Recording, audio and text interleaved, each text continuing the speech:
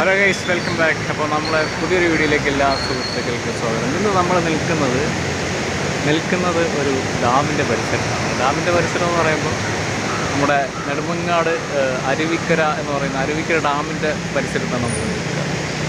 ഒരു മഴയുടെയൊക്കെ അന്തരീക്ഷം, മൂടിക്കെട്ടിയൊരു അന്തരീക്ഷമുണ്ട്.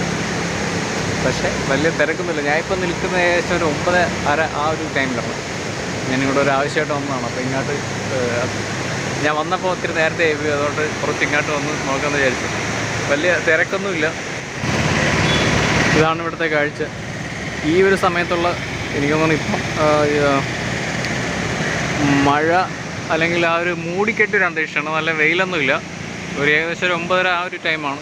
ഇവിടെ വേറെ നമ്മൾ പണ്ട് സ്കൂൾ കാലഘട്ടത്താണ്ടാണ് ഇവിടെ വന്നിട്ടുള്ളത്. പിന്നെ ഇങ്ങോട്ട് ഇപ്പോൾ ആദ്യമായിട്ടാണ് പിന്നെ വരുന്നത്. ഇപ്പം കുറേ നാളുകൾക്ക് ശേഷമാണ്.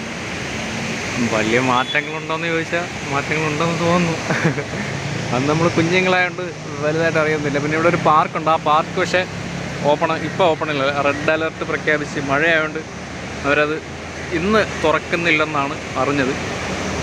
സോ ഇതൊക്കെയാണ് ഇവിടുത്തെ കാഴ്ച. പിന്നെ ഇവിടെ കുഞ്ഞു കുഞ്ഞു കടകളുണ്ട്. രാവിലെ ഒന്ന് ചായയൊക്കെ കുടിക്കാൻ ഇഷ്ടമുള്ളവർക്ക് വന്നിരുന്ന് ചായയൊക്കെ കുടിക്കാം. ഈ ഒരു അന്തരീക്ഷത്തിൽ നല്ല രസമായിരിക്കും. പിന്നെ ഇവിടെ കാണുന്നത് മേജർ ശ്രീ ഭഗവതി ക്ഷേത്രം അരുവിക്കര എന്ന് പറയുന്നൊരു പരിപാടിയാണ്. ഇന്നൊരു അമ്പലമാണ് അവിടെ. പിന്നെ നമ്മൾ അമ്പലങ്ങളിൽ കയറാത്തതുകൊണ്ട് അതിൽ കയറിയില്ല. ഓക്കെ, പിന്നെ മൊത്തത്തിൽ നോക്കിയാൽ കൊള്ളാം.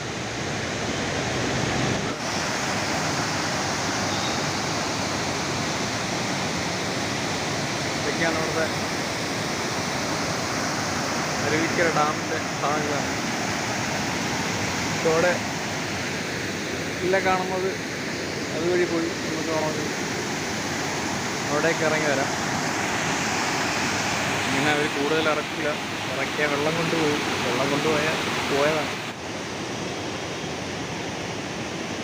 അപ്പോൾ നമ്മളിങ്ങനെ നടന്നു വന്നപ്പം ഇവിടെ ഇരിക്കുന്ന ഒരു അമ്മുമ്മേനെ കണ്ട്. ഇതാണ് അമ്മുമ്മയുടെ ഒരു ചെറിയ കച്ചവടമാണ് ഇത്.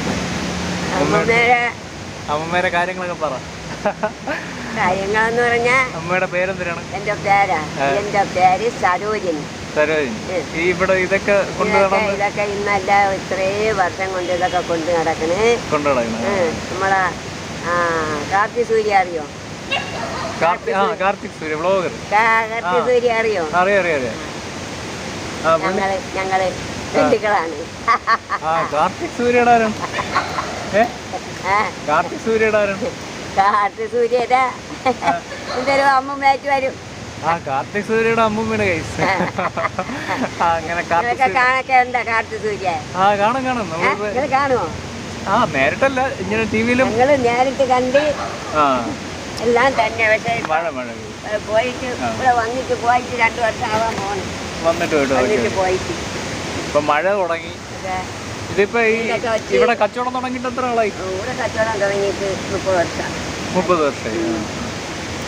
എന്താ മരങ്ങളൊക്കെ നട്ട് വലുതായി. മരങ്ങളൊക്കെ ഉണ്ടോ? വലിയ കൊണ്ണ മരങ്ങൾ ഇപ്പൊ ഉണ്ട്. അത് ആ കടയിൽ അറ്റത്തെ കടയിൽ തട്ടിക്കൊണ്ട് ഒരു വലിയ ഗതായി ഈ പാലത്തിന്റെ മുക്കിയിരിക്കുന്ന വലിയ ഒരു ഉറക്കം തോന്നി. വലിയ മരങ്ങള്. പിന്നെ അതാ പ്ലാവ് നട്ട് മാവ് വേണ്ട കാച്ചാറക്കായി മാവ് വളർന്ന് മരങ്ങളൊക്കെ നട്ട് വളർത്തി ഇങ്ങനെ വിറ്റ് വറക്കി ഇങ്ങനെ ജീവിച്ചുകൊണ്ട് പോണ്. സന്തോഷല്ലേ? രാവിലെ അയച്ച് ഇവിടെ വരും. ഒന്ന് മുങ്ങും, അമ്പലത്തിൽ കയറും, ഒരു സ്റ്റൂൾ എടുത്തിട്ട് അവിടെ ഇരിക്കും. അങ്ങനെയാണ് കച്ചവടങ്ങൾ. വല്ലാതെ പെരക്ക് എല്ലാവരും ഇതെങ്കിലും ഒരാൾ 10 രൂപ ചായ കുടിക്കാൻ തന്നിട്ട് വരും. എങ്ങനെയെങ്കിലും ഒക്കെ അങ്ങനെ നടക്കും. വീട്ടിലാരും ഇല്ല, ഒറ്റയ്ക്കേ ഉള്ളൂ. ഒറ്റയ്ക്കാണ് താമസം? വീടും കൂടും ഒന്നും ഇല്ല. അങ്ങനെ പോണ്. എന്നാലും ഇവിടെ വരുന്ന എല്ലാ മക്കളാണല്ലേ? അപ്പോ ഇവിടെ വരണത് ചില്ലറ മക്കൾ തന്നെ വരണത്. വലുതായാലും ചെറുതായാലും എല്ലാം ചാച്ച പറയാതെ പോണത് ഒന്നുമില്ല. മന്ത്രിയാ MLA ആരാ വരട്ടെ. അത് ഇറങ്ങി കാണാൻ പറ്റിയില്ലെങ്കിലും വണ്ടി ഇരുന്നുണ്ടെങ്കിലും ചാച്ച പറഞ്ഞിട്ട് പോകും. അവിടെ ചൂട് വിട്ട് അവിടെ ഇരുന്നാ എല്ലാവരും ചാച്ച പറഞ്ഞിട്ട് പോകും കളവിക്ക്. അങ്ങനെ പോണതാ 10-30 വർഷം കൊണ്ട്.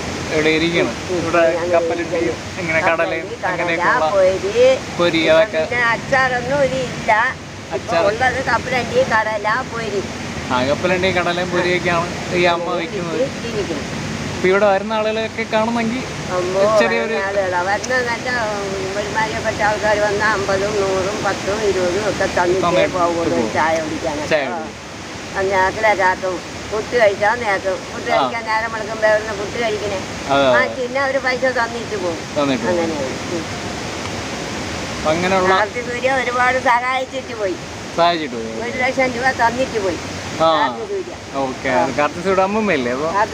അമ്മമ്മയ്ക്ക് ജീവിക്കാൻ 1 ലക്ഷം രൂപ തന്നിട്ട് പോയി. വീടാണെങ്കിൽ ആരാണ്ട് പറഞ്ഞ പോലെ അടവിൽ കിടക്കും പോലെ കിടക്കണ്. തുണികൾ വാരിയിട്ടും മറിച്ച് ചാക്ക് വാരിയിട്ടും മറിച്ചൊക്കെയാണ് കിടക്കണേ. അടമാനമായില്ല. അങ്ങനെ വീടൊക്കെ വന്ന് കണ്ട് ഫോട്ടോ എടുത്ത് എന്നെ എൻ്റെ വീട്ടിൽ കൊണ്ടൊക്കെ ആക്കിയിട്ടാണ് പോയത്. കാണാൻ പറ്റില്ല പിന്നീട്. അങ്ങനെയാണ്. ഓരോരുത്തർ നമുക്ക് സഹായങ്ങളായിട്ട് വരുമല്ലോ. ഇനിയിപ്പോ ആര് സഹായിക്കണേ? ഇനിയിപ്പോ അങ്ങോട്ട് പോയി യാത്ര 10 പേര് കൂടി യാത്ര അത്രേ ഉള്ളൂ. അല്ല ഇനിയിപ്പോ ആര് അമ്മമ്മയുടെ ഓർമ്മയ്ക്ക് കണ്ട് ഇവിടെ മരങ്ങളൊക്കെ നട്ടു ആര് വന്നാലും നട്ടു വളർത്തി വെച്ചിട്ടുണ്ട്. അതൊക്കെ കാണാം.